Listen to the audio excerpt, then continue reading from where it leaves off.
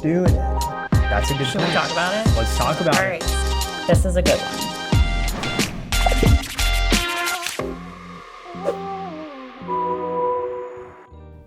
Hey, welcome to SBA Unlocked. I'm Ray, And I'm Cora. and today we're going to be answering some of the most common questions that we get asked as SBA lenders. Cora, you want to kick us off? Yeah. Let's see. All right. All right. Oh, I like this one. What industries do you like? That's a good question. We get that a lot. I would say it's not about the industry that we prefer, it's the industry that best fits you and how you can run your business. There's riskier industries, and we look for ways to mitigate those risks, and that's something that we can do by structuring our SBA loan with cash flow, collateral. Absolutely, yeah. I mean, every industry has its own risks. Some industries are riskier than others. We actually have a lot of that data available to us as SBA lenders to show what industries are defaulting. Doesn't mean that those industries are worse or better. It's just you want to go in a little bit more careful with some of those higher risk industries and structure around the risk. Yeah, exactly. There's always going to be good operators in bad industries and bad operators in good industries. And some of the, just to give you some specifics, restaurants, logistics, those are some of the more higher risk industries. What else? I think gyms that might have been a COVID thing, but gyms had a higher default rate the last few years. I think too, you got to pay attention to current events. Like when we got impacted by tariffs, a lot of those industries that were once good industries were now questionable and their cash flow was tightened. 100%. So it really just depends on what's going on. All right, you want to keep it going? Here we go, let's see. Oh man, I honestly don't know what these say. I know. What's the best advice you can give to a small business owner that's shopping for an SBA loan? Okay, so my best advice would be to put a deal team around you that knows a lot about what you're looking to do. Doesn't necessarily mean they need to know the industry inside and out, contrary to popular belief, but more so the project type. Because the 7A loan is so flexible. You can use it to do so many things. We use it on business acquisitions a lot, but you can also buy commercial real estate, refinance debt, open a franchise. And so let's say you're trying to buy a business. You need a lender that's actually closed a lot of business acquisitions. You need an attorney that knows M&A. You need people around you that have done this before and kind of know what's coming around the corner, especially if this is your first time doing this. Yeah, even like a CPA that's going to help you stock purchase or an asset purchase. Should it be an LLC, S Corp, C Corp, partnership? So building that team. Solid. All right. This is a good one. Well, they're all good, but I like this one. Startup or business acquisition? Ooh, hot topic. Hot topic. I'm biased because we do a lot of business acquisitions, but there's a reason for it. Statistically, startups are more likely to fail, which is why lenders prefer to see acquisitions. You've got a tried and true business that's been operating for 10 years, 30 years, 50 years, and you can just run into those operations and take over, and we can actually look at the historical cash flow, the historical real data, and see how that business has been operating. Instead of you purchasing a building or leasing a building and starting a whole new concept. So I'm going to go with a business acquisition. Now, I will say, if you are going to go start up, I would be looking at the franchise route because they do put a little bit more infrastructure around what you're looking to do. They've kind of figured out the system. I should say established franchise, because some people are franchising with one unit and now they're trying to sell you the second. But then you also have Dunkin' Donuts and these brands that have been around forever. And so if you don't know the industry inside and out, definitely be looking at a franchise. It's just a lot of people right now are wanting to exit corporate America and work for themselves, be their own boss, but they just don't have that $1 million idea, that thing that they want to do or invent. And so in those cases, I think a business acquisition is great because you can become passionate about the business you buy, but you're starting from a point where you've already gone through that 0 to 100 where you have cash flowing business, it's established, it has a track record, and now you can help take it to the next level. Yeah, and SBA allows the seller to stay on for up to 12 months as a consultant, so they can help kind of teach you the ropes. So yeah. Whose turn is it? Mine? It's your turn, yeah. Already? The paper. It's going fast. I know, it's going really fast. What do you think this business is worth? You gave me this one? I thought you were going to take this one. No. Okay, no. I'll take this one. Yeah, we do get, so a lot of people looking to buy businesses, they'll toss us a sim and say, hey, what do you think it's worth? I'm not a business appraiser. We get a business valuation done through a third party. And from us on the lending side, really what we're looking at is debt service coverage. So we can tell you that the business supports X amount of debt, to get to an appropriate level of coverage, but I'm not going to tell you what it's worth. Mm-hmm. Now, if we're not seeing cash flow coverage, chances are it is overvalued, and you can kind of put 2 and 2 together, but we are coming at it from a slightly different angle. Yeah, that's one of my least favorite questions that I get. Yeah. Well, and a lot of lenders want to answer it and say, I think this is worth X. And sometimes I will, if they push, I'll say, well, look, I've looked at several hundred deals. They all seem to be within this range of, let's just say, 2.5 to 5x seller's discretionary earnings, which is a super wide range. But even business appraisers will tell you, like, they can't just give you a multiple and shoot from the hip. There's so much more that goes into a business valuation. I think definitely figuring out what you are comfortable paying, making sure the numbers are working for you, that's a good first step, and we'll get the business valuation done later on. Yep. All right, let's see. How do you view add backs? Okay. All right, so I am the, I would say the non-add back queen. I would view myself as being more conservative on add backs. So there's a difference between add backs and seller discretionary earnings, in my opinion. Would you? There's add backs and then there's add backs. Yeah, yeah. So the add backs that we would count, I would say, is the owner's salary. So let's say the owner has been pulling a $100,000 salary and you only need to pull 60. I can add back the full 100 and then take out 60. So there's about $40,000 worth of cash flow, and that can go towards your loan payment. Other add backs would include rent if you're doing a rent replacement loan, interest, depreciation, amortization. Those are all the standard. Those are all the standard add backs. Then there's some interesting add backs that I still am okay with. So let's say we own a business together. You don't do anything in that business, but I've been paying you $50,000 a year because you're my brother, right? Right. I can add that back, but we have to validate that the brother has not actually been doing anything to contribute to the revenue of that business.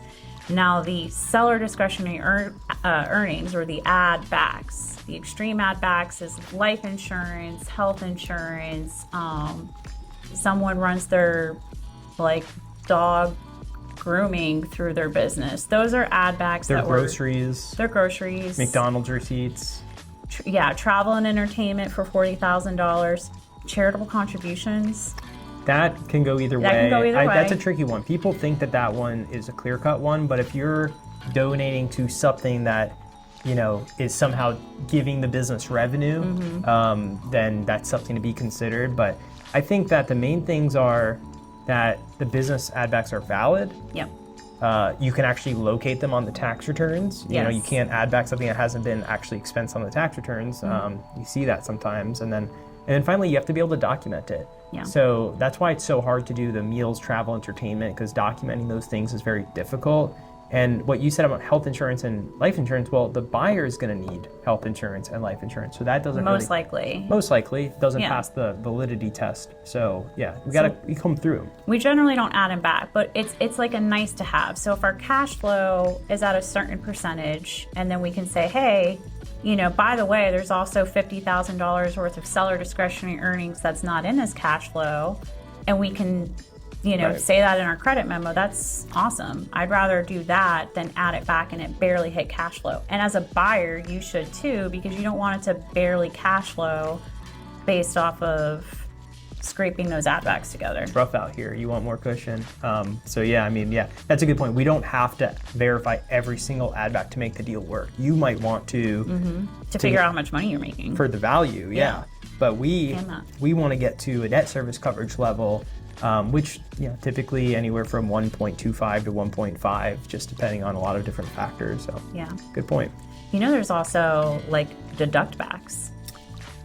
That's a good point. Should we talk about it? Let's talk about it. All right, so I call them subtract backs. Subtract backs? Okay, let's call it a subtract back. That makes sense. Add, subtract. Let's say you have a one-time revenue occurrence. You own a business and you sold a major piece of equipment that might only happen every 7 years, and you netted $30,000 from it. Then we actually have to deduct that out of the cash flow. So. Yep. We just saw one with an insurance payment that came in, a one-time insurance payment came in, and that was inflating their profitability. Yep. So those kinds of things can actually impact the cash flow as well. Yeah. All right, my turn? Yeah. Okay. What are the pros and cons of going the franchise route? Okay, so you kind of hit on this. So you want to start a franchise. What are the pros and cons? So cons, right off the bat, first thing that comes to my mind is if it's a brick and mortar type of situation, construction is tough. It never happens on time. You have to get the plans approved and you got to deal with the contractor. I just don't like that. Yeah. That's my personal preference, is to avoid construction. The other thing is, do you have industry experience or not? If you do have industry experience, I feel like the franchise model is less attractive because you kind of already know how to do it. Yeah. And you're going to want to do it your way. And you're paying franchise fees and royalties and... The franchise model, I think, works best for someone that's exiting corporate America or something else, but they have the management experience, but they don't have the industry experience. Because the key to success, if you're investing in a successful franchise, the whole point is you're going to follow the systems to the T. Yeah. Because that's what's been working for them.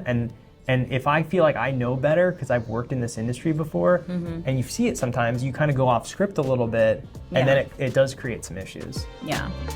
All right. How fast can we close? How fast can we close? That is probably the number one question I think we get. Am I approved, and when can we close? Those are the big two. So SBA loans are a process. You have to go through formal approval with underwriting, and then when you get that commitment letter, that's the first question: how fast can we close? And it really depends on you. You're going to receive a very lengthy checklist most times from an SBA loan closer that is going to list out entity documents, legal documents like your asset purchase agreement, bill of sale, your non-compete. Oh, what happened? I just fell asleep. I'm not done. Insurances, insurance for your house if it's being taken as collateral, flood certifications, business appraisals, commercial appraisals, potentially environmentals. I mean, the list goes on and on. It's bad. And we do lien searches, and I can guarantee, what you think 1 out of 10 loans have a tax? If there's something out there, we'll find it. I mean, it's just things pop up at closing. So, and if it pops up, we have to... It takes time. Fix it. So it does take time. So that's why no SBA lender is going to give you a definitive timeline. They're going to give you a rough timeline, right? We should target a date and work backwards. That's really the best way I've seen it work. If you're coming to me day one and you're saying, when can we close?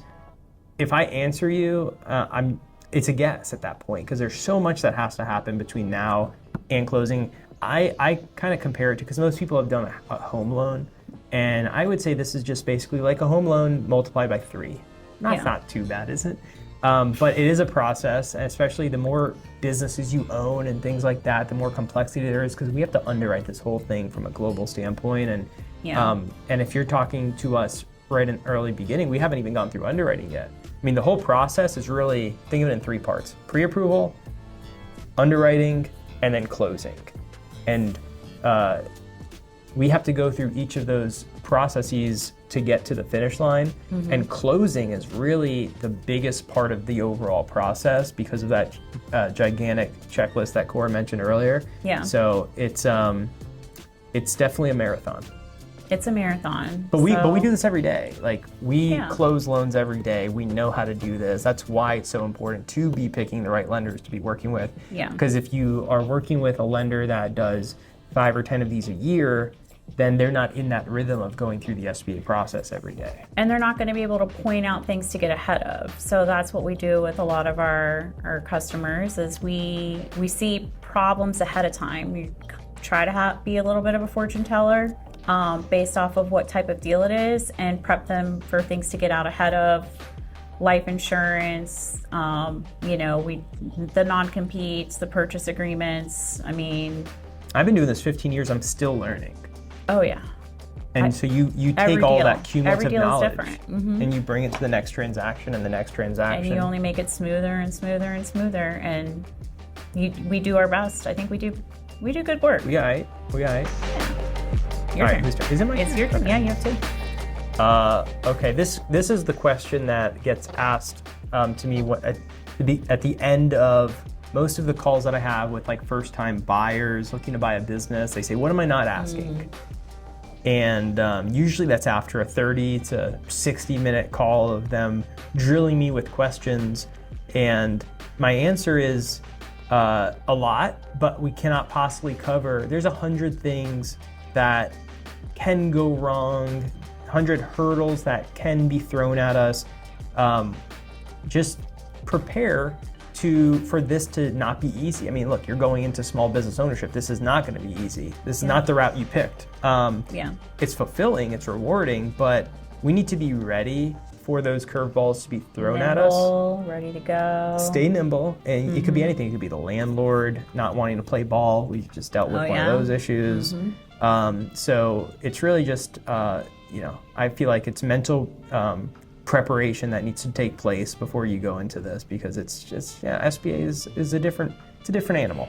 If I feel like if we were to answer everything that comes to our mind, like we would be sitting with a customer for 10 hours and their eyes would glaze over. This is and I mean, we're probably not doing the best job selling the product right now. But it's also good. No, I mean, it's good to be transparent. Look, we're pumping out, like, as an industry, like, I think we're on track for our best year ever, $36 billion in fiscal year 2025, on pace, helping tens of thousands of small businesses all over the country access a capital that they wouldn't otherwise have access to on terms that they wouldn't have otherwise been able to get, like in the conventional world. I mean, we're talking longer repayment schedules, 10 to 25 years, lower equity requirements, no balloons or loan covenants. I mean, there's so many advantages to going the SBA route. There is. The only problem is we gotta play ball with the SBA's rules and check a lot of boxes along the way. Yeah, I would say once you get it over with, then you can focus on running your business, and so it's fun. It is like running a marathon. We're closing. I mean, honestly, look at the one we're doing right now.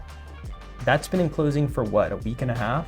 Yeah, and they're trying to close next week, I think. That will be a 3-week turn, which is a record. We don't expect that on every transaction, but it can go. It's possible. It can go fast if you have a buyer who's prepared. They know what they're doing. They're responsive, and 100%. not necessarily know what they're doing, but it's like they knew what sort of to expect. Well, they had done one before, so it was their second time. So that helps. That does help. Yeah, for sure. Go ahead. All right. Do you offer fixed rates?